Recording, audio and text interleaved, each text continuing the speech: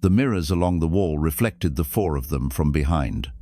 From that angle, it looked almost staged. Four figures standing in a narrow strip of open floor, the rest of the room pushed into shadow. But nothing about it felt staged. The students near the wall had gone still.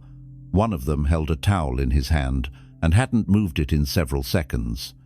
Another had his arms crossed, not in confidence, but in containment. The air felt heavier than it should have. The man in front shifted his weight slightly onto his front foot, a subtle forward lean, testing territory without committing to it. He was waiting for a reflex. Most people give one. A swallow, a micro step backward, a blink that comes a little too fast. Bruce's face didn't tighten. His eyes didn't harden. They didn't soften either.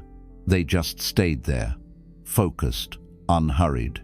The man tried to widen his stance, grounding himself. He angled his shoulders slightly, as if to suggest he could move at any moment. It was a silent message. I'm ready. Bruce's posture didn't mirror him. It didn't oppose him. It simply remained unchanged. The fan above gave a faint metallic click as it rotated.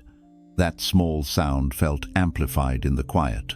One of the men beside the one in front adjusted his jaw, chewing at the inside of his cheek. He glanced at Bruce's hands for half a second, checking for tension.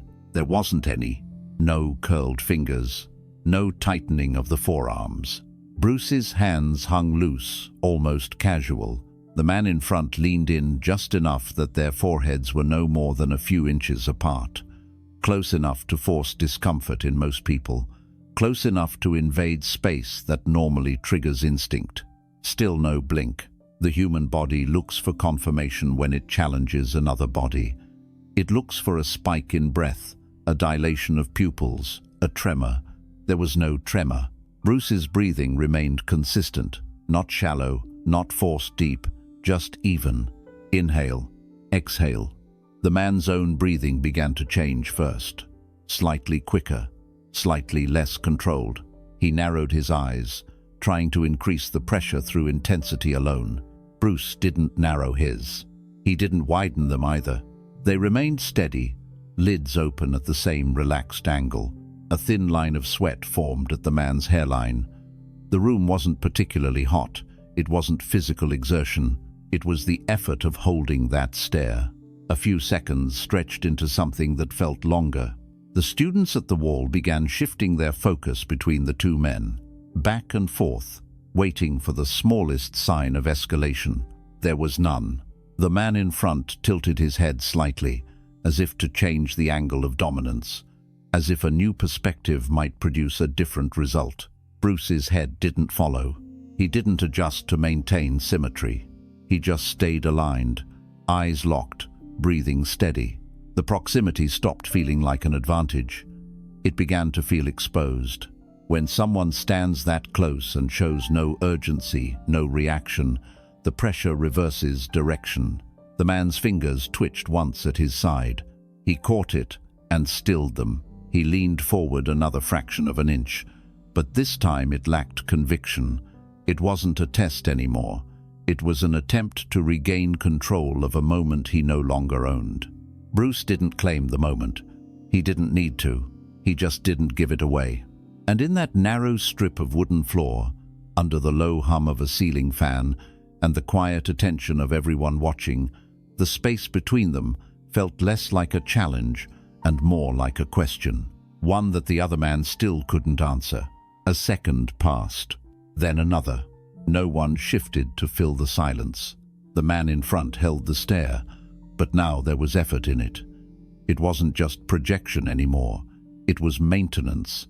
His eyes tried to stay sharp, but the muscles around them began tightening slightly. Bruce's didn't. There was no squint, no narrowing to signal irritation, no widening to signal surprise. Just steady contact. The space between their faces felt smaller now, even though neither had moved.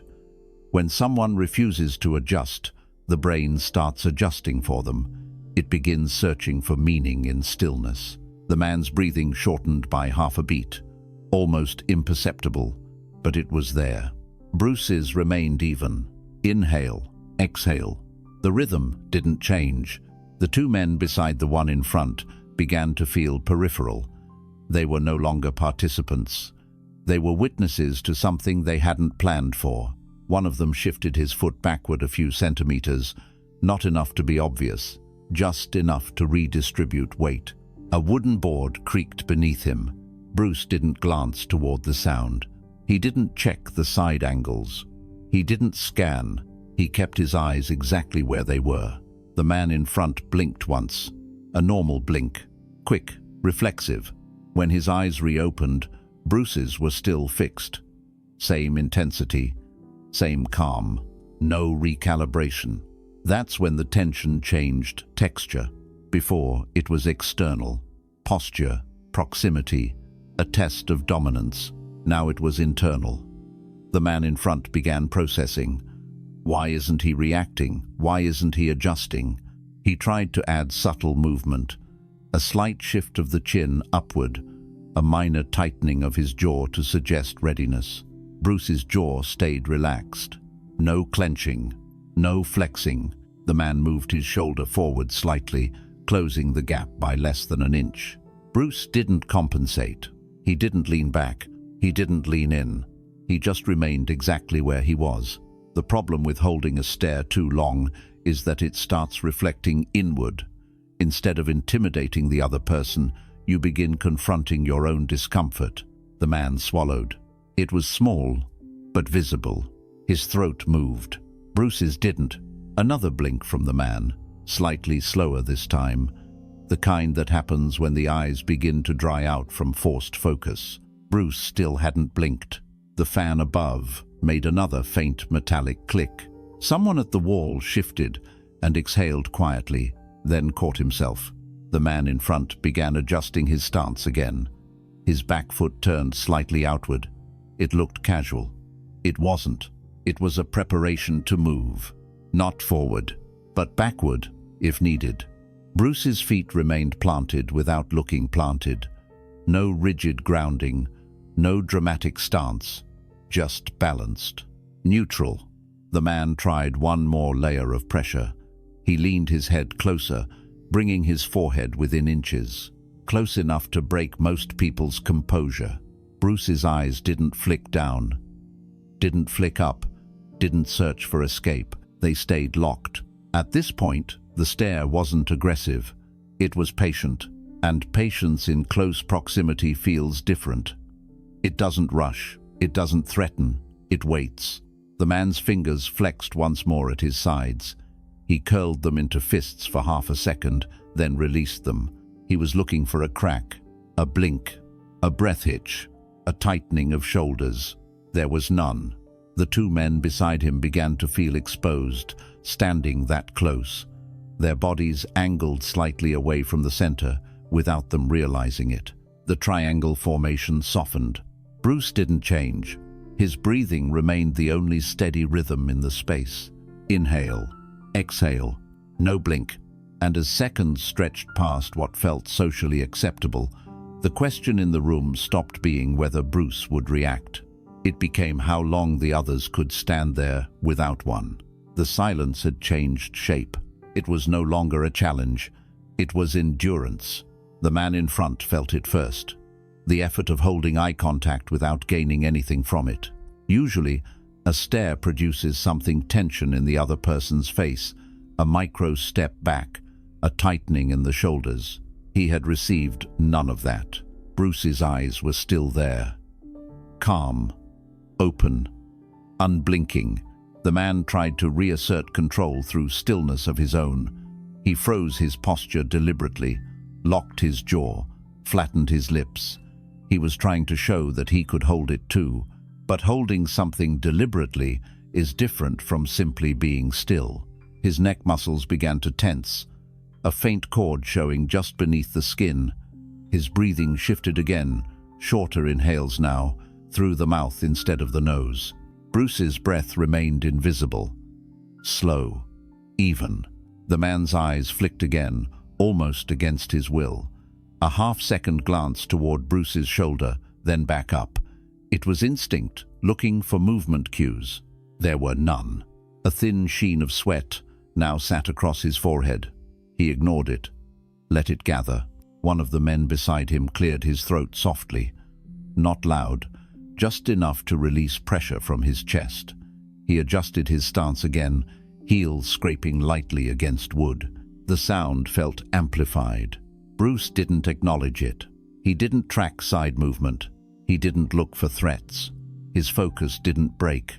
And because it didn't break, the man in front began to feel alone in the exchange. It's easier to intimidate someone when you feel supported, when you sense alignment behind you. Now, the alignment was thinning. The second man angled his torso slightly away from the center line.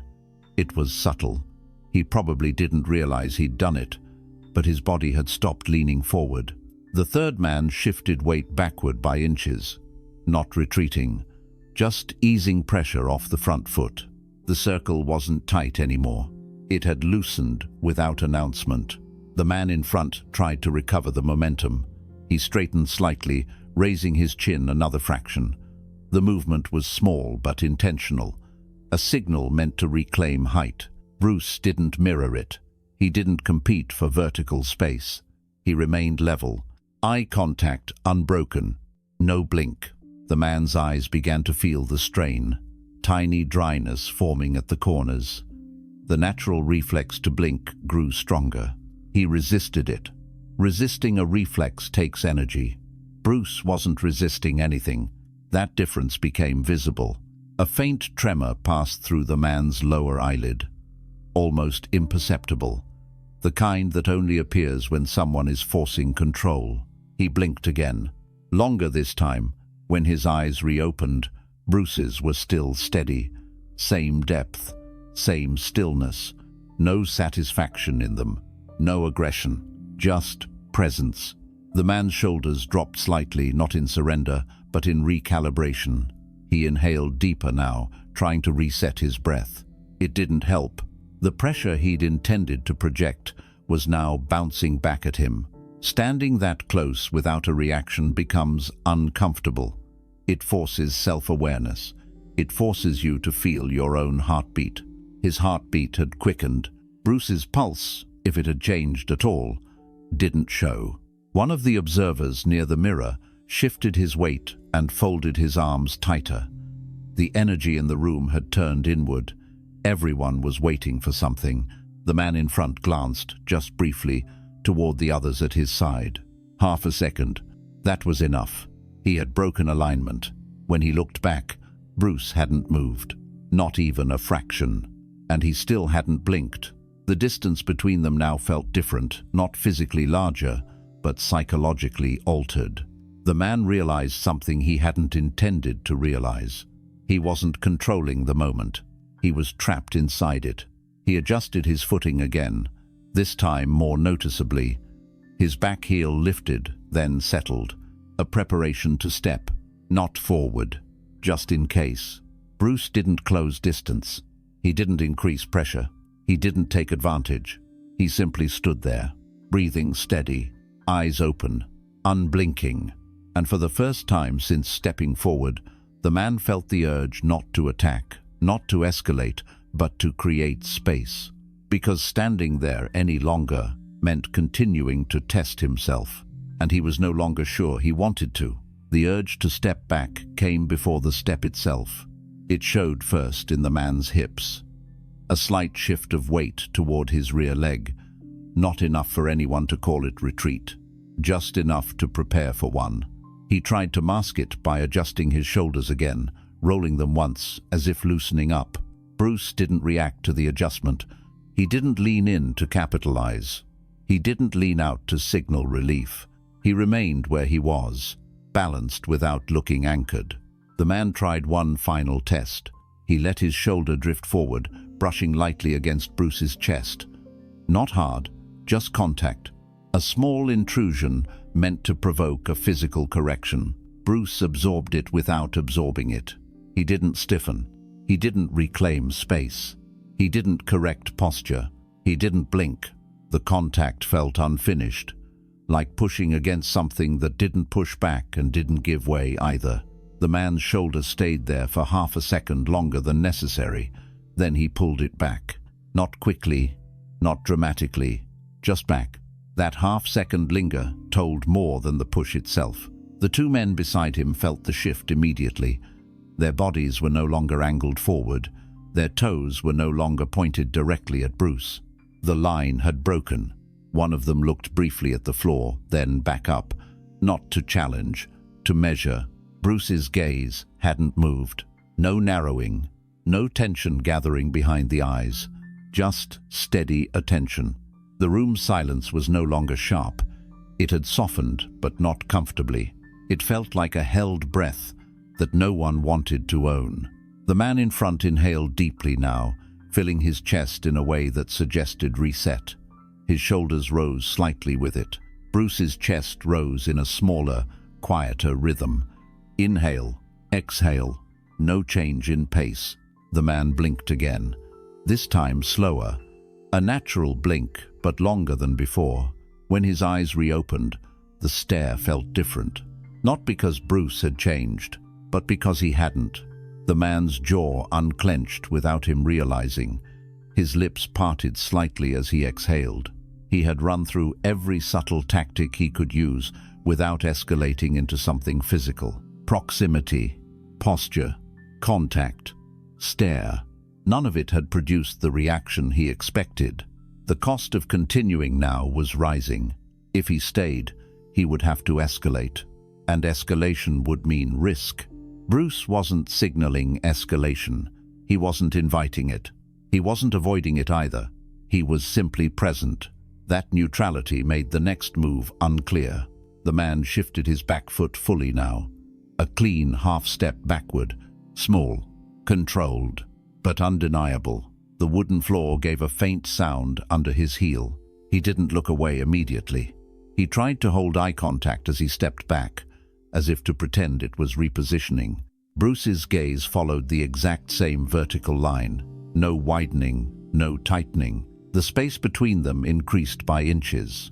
The two men beside him felt it and mirrored it unconsciously. One eased back.